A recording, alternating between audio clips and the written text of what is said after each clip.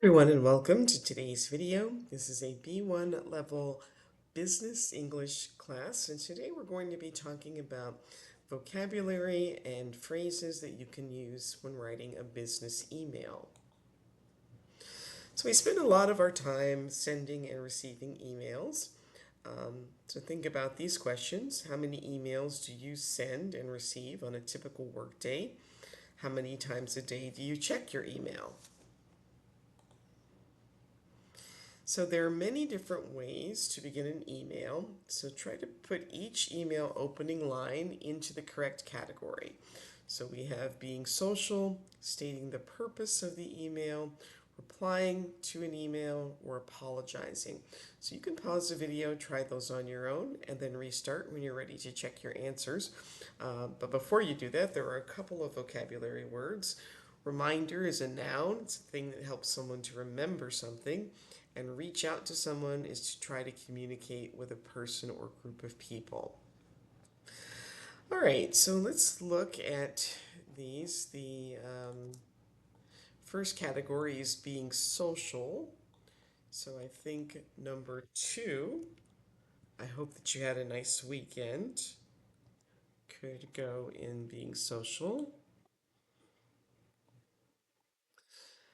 Um, Maybe number 8, it was great to see you on Thursday. Um, and number 11, it was nice to meet you at the conference. And let's see, maybe 14, I hope all is well. All right, the purpose of the email, we have number 1 already filled in.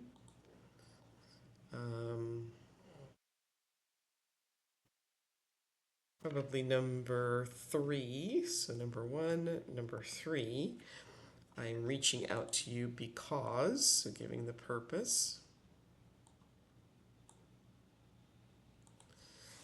And then also number 4, I'm writing to you regarding.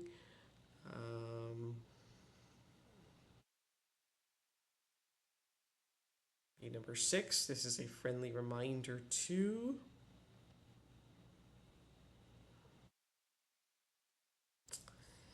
And let's see, I think that's probably it for stating the purpose. Now, replying to an email. Probably number 4. No, number 5. Thanks for reaching out to me. Number 7, as we discussed, I would like more information about. Number 9, I just received your request to. Number 10, well, no, number 10 would be apologizing. Let's see, number 12, thank you for your email about. And number 15, I apologize for the late reply. No, sorry, that would be, well, that one, it could be, but it could also be under apologizing as well. Okay, let's see. So apologizing would be 10. Sorry for my delayed reply. Number 13, sorry that I couldn't make the meeting. And number 15, I apologize for the late reply. All right, so Leah arrives at work, sits at her desk, and checks her email. She has a new email from Maria. So can you put the sentences of the email A through D in the correct order? So you can pause the video, try those on your own, and then restart when you're ready to check the answers. So we have, hi Leah. Probably letter B would be first. I hope all is well. And then C, I'm contacting you to confirm if you received our project plan. We need your signature before we can start working. And then number 3, if you reviewed the plan and are happy with it, please sign and return the document as soon as you can. And then 4, If you have any questions, please give me a call. Best, Maria. And then an email from Jennifer. So Leah continues looking at her inbox, and Jennifer has sent her an email to request a meeting. Again, put the sentences in the correct order. So, hi Leah. Thanks for reviewing my report. And then, as we discussed, I would like to set up a meeting early next week to talk about the next steps. Your calendar shows some available time on Monday afternoon, so I sent you a meeting invite for 4 p.m. I hope that time works for you. Best, Jennifer. Leah checks her inbox again. She has a new email from Henry with some bad news.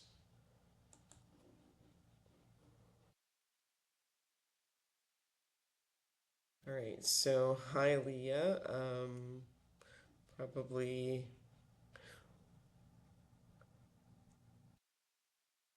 I apologize for my delayed reply. We had some issues last week, and as a result, we need a few more days to complete the report. Would it be possible to move the deadline back to Tuesday EOD? And I apologize for the inconvenience. Thanks in advance, Henry. And what is the meaning of EOD? Well, it means end of day. And what other email acronyms do you know? We might know ASAP, as soon as possible, RSVP, which means to respond whether you're attending a meeting or an event or not. Those are just some others, a few others. All right, here's some acronyms. See if you can figure out what these acronyms mean and when they might be used.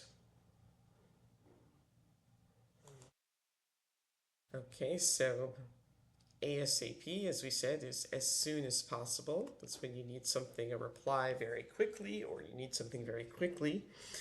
FYI means for your information. So that's, you're not really asking the person to do anything, you're just sending them an email so that they'll know the information. EOD, as we said, is end of day. COB is close of business. That's similar to end of day. ATTN is attention, so that if you want to address an email to a specific individual. To be determined is when you don't have a date or a time or a place or a topic. It's going to be decided later. WFH is maybe somewhat of a new one. It means to work from home or working from home. OOO is out of order, and YTD is year to date.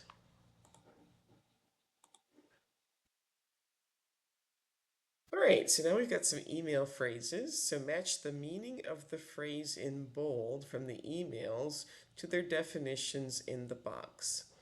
So I'm contacting you to confirm if you received our project plan. So what is to confirm? Well, to state that something will definitely happen. If you have any questions, please give me a call. That is A, to connect with someone via phone. I would like to set up a meeting early next week. So set up means to arrange or organize. To talk about the next steps, that would be E, the action that will happen next. Would it be possible to move the deadline to Tuesday end of day? Deadline is the day that something needs to be completed. And I apologize for any inconvenience. Inconvenience means trouble or difficulty. So the phrase I am writing to is often used in emails and followed by some of the verbs below. So you want to match the verbs with their meaning. So to inquire about something would be to ask for information. To update you on or update you about, it would be to give you the most recent details. To follow up on or follow up about would be to continue discussing a topic, and to let you know about something is to tell or inform you. And here's a note: prepositions are followed by gerunds or noun phrases. So I'm writing to thank you for coming to my presentation. That would be the preposition for and the gerund coming. Or I'm writing to apologize for missing the meeting. Again, preposition for and the gerund missing. So now see if you can create your own sentence for each verb phrase using the prepositions provided. Great, so now create some sentences using the phrases for each situation 1 through 6. You have one vocabulary word. Return policy is the rules that a company has for returning a product. So go ahead and pause the video, try these on your own, and then you can restart and we can talk about some possible answers.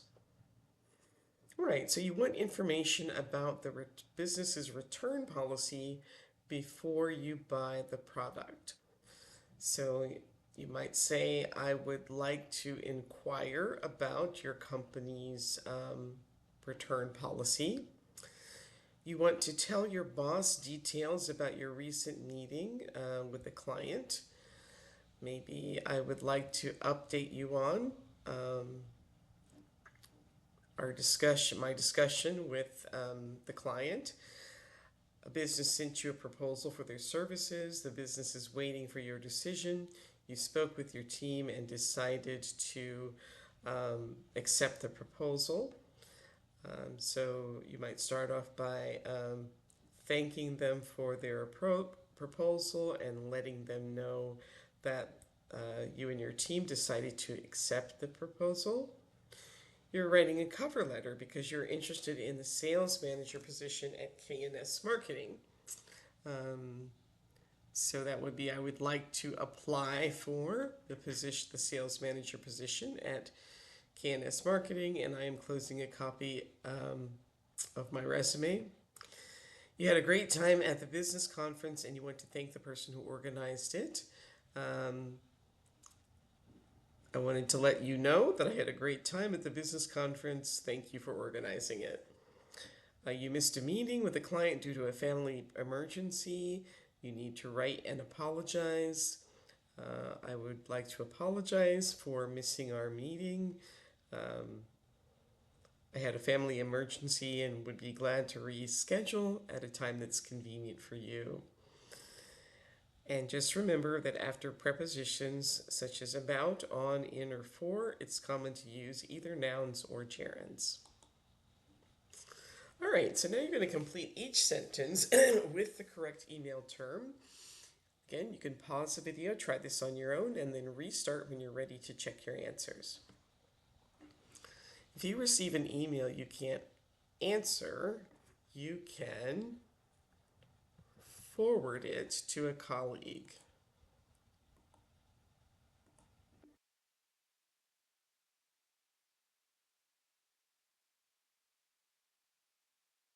Your colleague might know how to respond.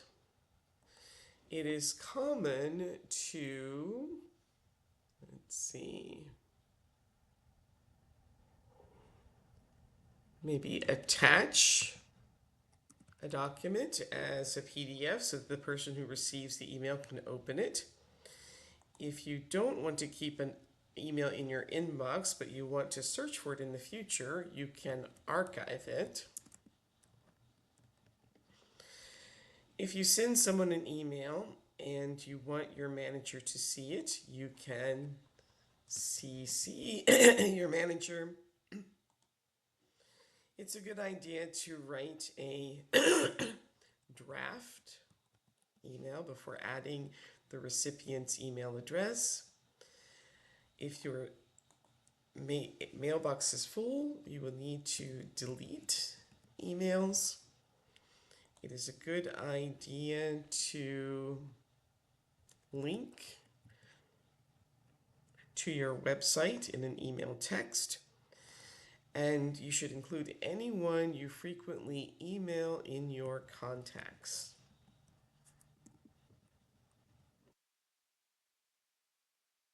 Right, now there's some ways to say thank you.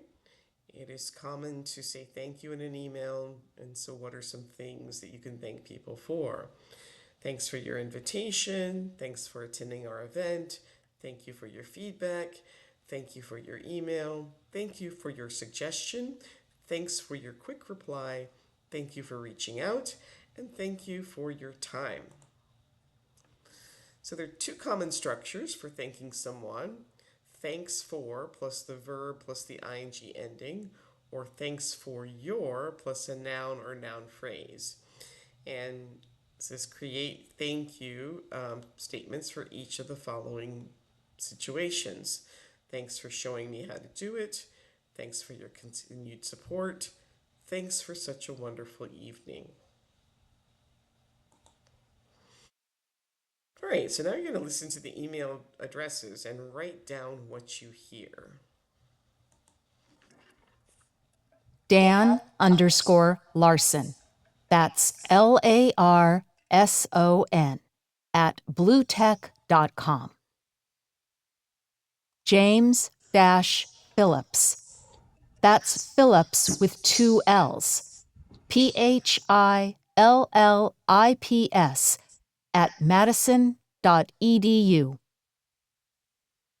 Customer support at zippy.com. That's ZIPPY. K. Pearson. That's PEARSON at eduworks.org. EduWorks is spelled EDUWORKS.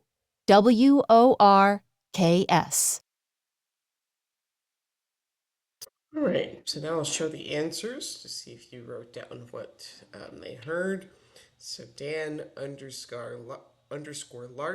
at bluetech.com, James-Phillips at madison.edu, customer support at zippy.com, and K. Pearson at eduworks.org.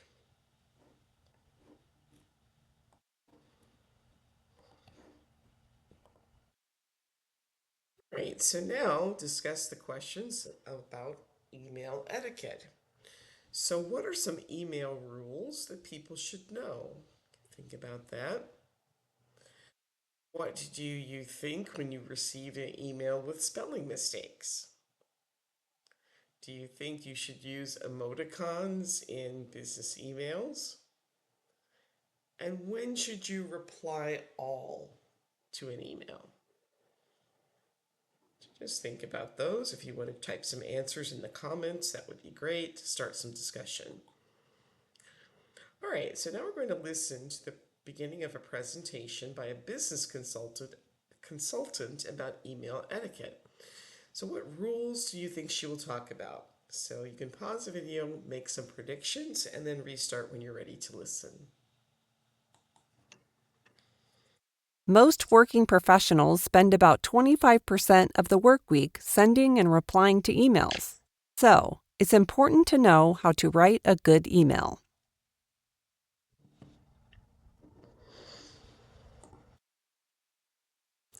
All right, so now listen to the speaker discuss email etiquette and figure out which rules in the box does she mention. One vocabulary word before you do that. Email signature is a noun. It's the contact information that is included at the end of an email. And then think about this. Do you always follow the rules that she describes? And why or why not? Here are some general rules to follow when writing a business email. First, always use a clear and direct subject line. A clear subject line makes it easy for your colleagues to know what information will be in your email and to find your email quickly in the future. Second, include information about yourself at the end of the email. A signature with your full name, title, company name, and contact information can be helpful to the email recipient. Third, always check your email for mistakes before you send it. Check the spelling, punctuation, and grammar. It's helpful to write the message first and add the email address last, so that you don't accidentally send an email that isn't complete. Fourth, don't reply all unless it's necessary. Nobody wants to read 20 emails with details that aren't useful to them. And finally, remember that nothing is private, so don't write anything in an email that you wouldn't feel comfortable sharing with the whole company. Right. So now we'll take a look. So she mentioned number one, the clear direct subject line, signature with your name, don't always reply all, always proofread your messages, write the message first, and add the email address last.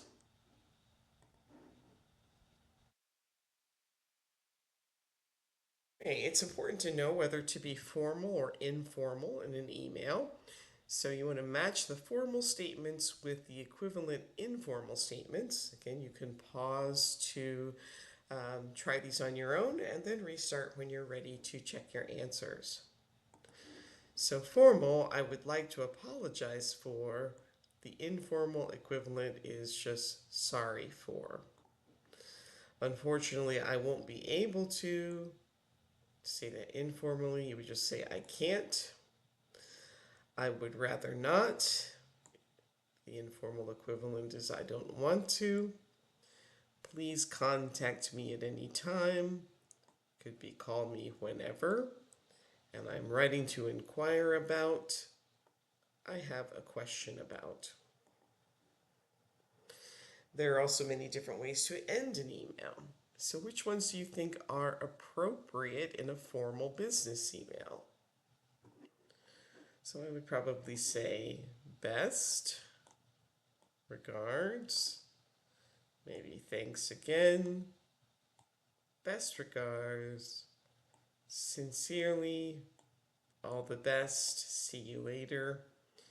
Cheers, I think, that's not one that's normally used in American English, but if you're a user of British English, you might make a comment to let us know if that would be something that you would use in a formal business email. I'm not really sure. We don't really use that much in the United States. But the others, bye, love, take it easy, XOXO, these would all be better suited for personal emails. Now we use look forward to at the end of formal emails to say that we hope to hear from someone or expect that something will happen. Look forward to is usually followed by a gerund, an ing, or a noun phrase. So I look forward to your reply. We look forward to seeing you on Friday. I look forward to hearing from you soon. Now complete the phrases in the email with the correct prepositions in the box below, and there's a note that one preposition is used 2 times. So, hi John, thank you for attending our conference and giving a presentation. Your presentation was a great success, and since then, many of our attendees have inquired about you. In fact, a few have asked me for your contact details so that they could reach out to you.